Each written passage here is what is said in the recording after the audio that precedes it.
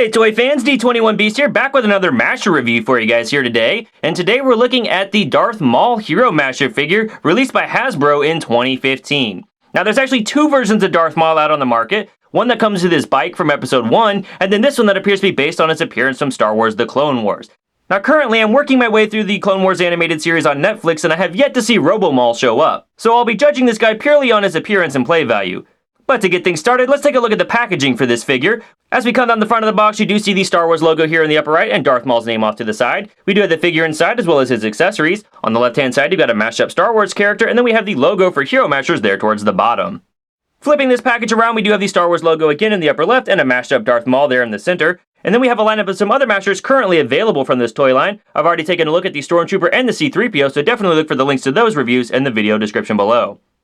Alright, Force fans, well that's the packaging. Let's say we get Darth Maul out of the box and see what he's all about. Alright, toy fans, so here we have Darth Maul out of the packaging, and just like we've seen with all the other Star Wars Mashers I've looked at, we have some really nice sculpting going on with this figure. Paint-wise, there's not a lot of extra detail. He's mostly just a black mold with some red molding here on the chest, and then some black paint that's been applied for his, I guess they're tattoos, or maybe just the natural design of his skin, I'm not really sure. We have a nice head sculpt here that has some more great paintwork on it. Looks just like I remember it looking in the movie. The torso I can't really speak to so much. We never saw him without his shirt on when episode 1, so if this design looks different than it's supposed to, guys, let me know in the comments below. But from what I see here, it looks pretty nice, and it's definitely painted on pretty nice and cleanly.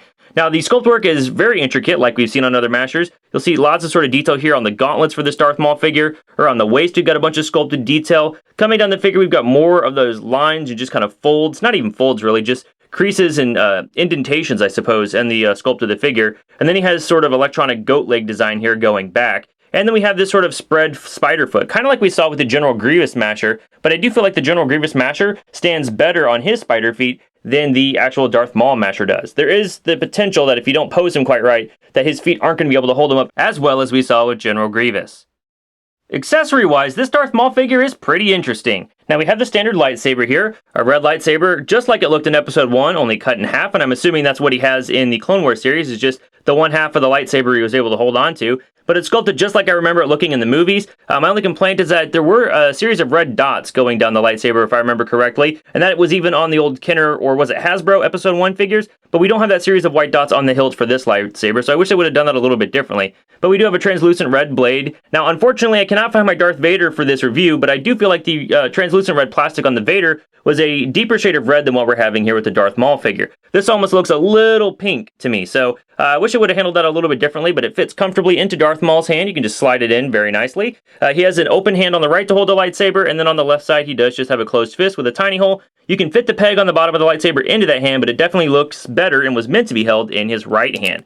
Now, the other accessory this Darth Maul comes with is definitely unique to the show. We have two halves here of a sort of a spider body. There's a hinge here that you'll snap together, and once you've done that, there are actually pegs that allow the spider body to close together. But what you'll actually do is pull your Darth Maul apart at his knee joints, just kind of pull off those goat legs, and make sure you have the arms out of the way. And then you're going to actually open up this spider body, and on the inside of each half of these spider legs, there is a peg that's designed to fit into the ports on the hips of your Darth Maul figure. Go ahead and line them up evenly, make sure they slide into the Darth Maul figure, and just kind of snap the body together.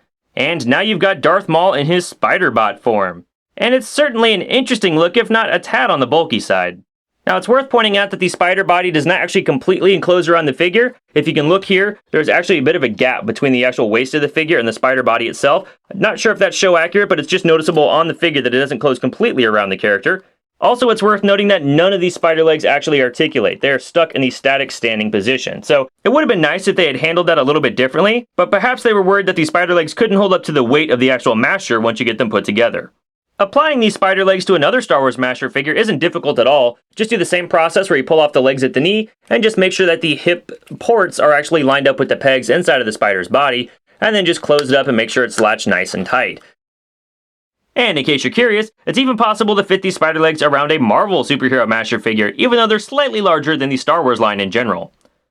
Articulation on this figure is pretty much what we've come to expect so far for the Star Wars Mashers line. They do have a disjointed neck that allows her head to bend back that far. Maul's head doesn't go down too far, but it will rotate all the way around. He's got a rotation here at the shoulder. Again, no hinge joint to allow his arm to bend up or down. He's got a rotation here at the elbow and a 90-degree angle that'll bend forward at the elbow that far and bend back only about that far. No wrist or finger articulation, no ab crunch or waist swivel. We do have a ball jointed hip so his leg can move forward that far, move back pretty far, move out from the body very far. There's a rotation there at the ball joint at the hip. We also have a ball joint at the knee so his leg can move forward that far, bend back that far, and rotate all the way around. And his feet do not have any sort of hinge to allow them to bend up or down or pivot left and right. And a quick reminder, no articulation at all on his spider body. Alright toy fans, so if you're watching this review and you're not sure what all the masher fuss is all about, they are a toy line that allows you to separate your figure at the head joint, the elbow joint, the hip joint, and the knee joint, and mix them with other figures in the line. So let's go ahead and bring in these C-3PO and General Grievous mashers that I've already reviewed. And after a quick edit, you can see there's a ton of options you have to mix and match and create your own custom-made Sith Lord or Protocol droid. And of course, the more figures you have from this toy line, the more options you're going to have to mix and match and make your own custom hero or villain. Height-wise, we can see that this Darth Maul masher does stand just a quarter of an inch shy of 6 inches. For some size comparison, here he is one more time compared to the General Grievous masher figure. Here he is compared to Chewbacca, the tallest Star Wars masher figure. And compared to the Marvel Superhero Mashers Deadpool figure. And finally, here he is compared to the 6-inch scale Marvel Legends Infinite Series Wolverine. What in the name of Plagueis are you doing? Huh?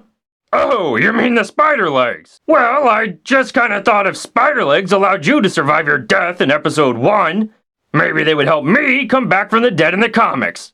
Get out, you look ridiculous. Fine. You know that Christmas party I have coming up? Yes. Your invite just got lost in the mail. Alright toy fans, well that's my review of the Star Wars Superhero Mashers Darth Maul figure, Clone Wars version, released by Hasbro in 2015. Overall, I do find this a pretty interesting masher. I'm still disappointed, as always, that he doesn't have shoulder hinges or even ankle pivot, but I do think having the spider body does enough to change up this figure to make him a bit more interesting, and arguably even more fun to play with. But ultimately, if you've only seen episode 1 and haven't seen the Clone Wars, this particular version of Darth Maul might seem a bit off-putting to you. So really, your desire in this figure is going to rest solely on your opinion of that TV series. If you like that show, I say it's probably worth picking this figure up, if you can find them on sale. Well, thanks for watching this review, guys. I hope you enjoyed it. If you like what you saw here, do me a favor and rate this video and go ahead and share it with your friends. You can always keep up with me at D21Beast on Twitter and Instagram, and I'll catch you next time. May the Force be with you.